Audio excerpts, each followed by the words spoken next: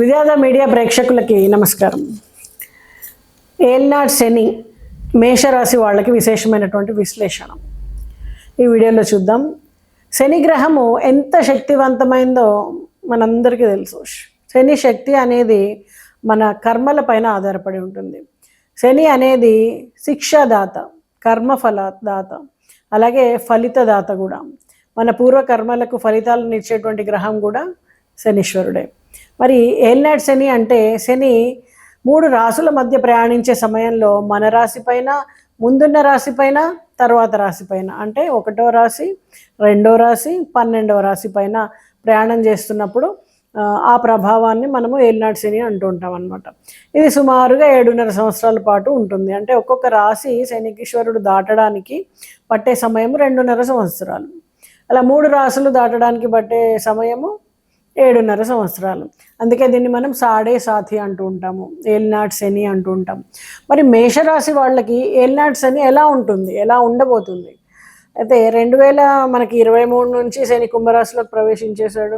కుంభం అంటే మేషానికి 11వ రాశి. అంటే ప్రస్తుతము మేషరాశి వారు శని దృష్టిని అనుభవిస్తూ ఉన్నారు. కానీ ఏల్నాడు శని లేదా సాడే సాథి అనేది లేదు.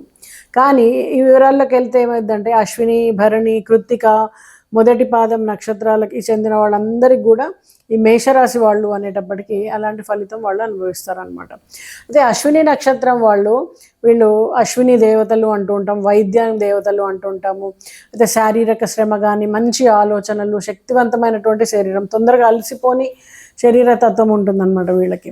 అయితే ఏల్నాడు శని ప్రభావం ఏమవుతుందంటే ప్రస్తుతము ఏల్నాడు శని ప్రభావం లేదు కాబట్టి మళ్ళీ 2026లో శని మీనరాశిలోకి వచ్చినప్పుడు మేషరాశి పైన ఏల్నాడు శని ప్రారంభమవుతుంది.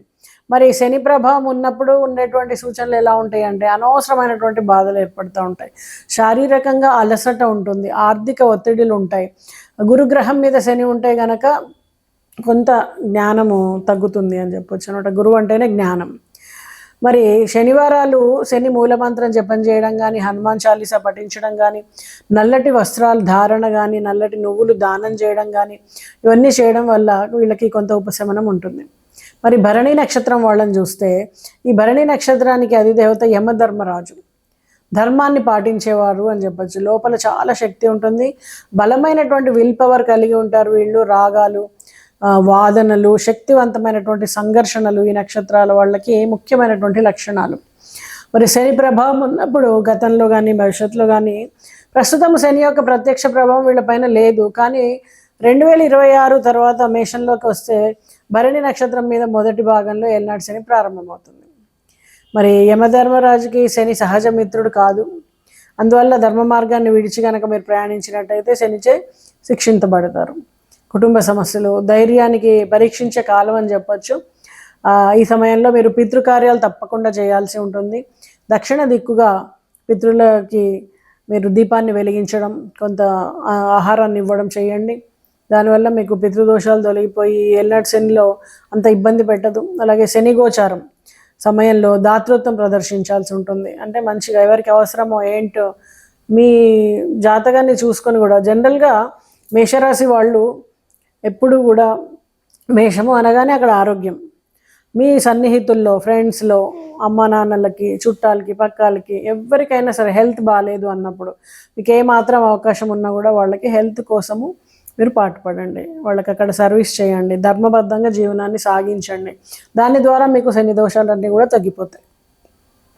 అలాగే కృత్తిక నక్షత్రం తీసుకున్నట్టయితే అగ్నిదేవత అధిపతి అనమాట. ఇక్కడ దహన శక్తి ఎక్కువగా ఉంటుంది వీళ్ళకి, తెలివితేటలు ఎక్కువగా ఉంటాయి, న్యాయ నిబద్ధత ఎక్కువగా ఉంటుంది, తీవ్రంగా ఉంటారనమాట. వీళ్ళకి ప్రతి విషయంలో కూడా తీవ్రత ఎక్కువగా ఉంటుంది. ఈ నక్షత్రము సూర్యుడికి చాలా దగ్గరగా, దీనివల్ల వాళ్ళు జ్వలించే స్వభావాన్ని కలిగి ఉంటారు. అయితే ఇప్పటికైతే వాళ్ళకి ప్రత్యక్షంగా ఏల్నాడు శని ప్రభావం లేదు. కానీ శని ప్రయాణిస్తే శరీర దహన శక్తిని మెల్లిగా తగ్గించేస్తాడు, మానసికంగా ఆందోళన ఇస్తాడు, పనిలో ఒత్తిడిని ఇస్తాడు. ముఖ్యంగా వృత్తి జీవితంలో ఒత్తిళ్ళు చాలా పెరిగిపోతాయి వాళ్ళకి. మరి ఇలాంటి వాళ్ళు ఎలా, ఈ నక్షత్రం వాళ్ళు ఎలా చేయాల్సి ఉంటుంది వాళ్ళకి? మరి కృత్తిక నక్షత్రం వాళ్ళు సూర్యుడిని పూజించాల్సి ఉంటుంది, ఆదివారాలు సూర్య నమస్కారాలు చేయాల్సి ఉంటుంది.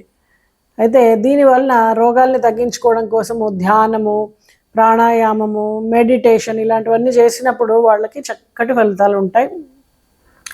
అయితే మీరు అశ్విని నక్షత్రం వాళ్ళ శక్తివంతమైనటువంటి ప్రారంభం ఉంటుంది. 2026 నుంచి కూడా ఏలినాటి శని ప్రారంభం అవుతుంది. భరణి నక్షత్రం వాళ్ళకి 2026 మధ్య భాగం ప్రభావితం అవుతుంది. కృతిక నక్షత్రం వాళ్ళకి తుది దశలో ప్రభావం కనిపిస్తూ ఉంటుంది అనమాట.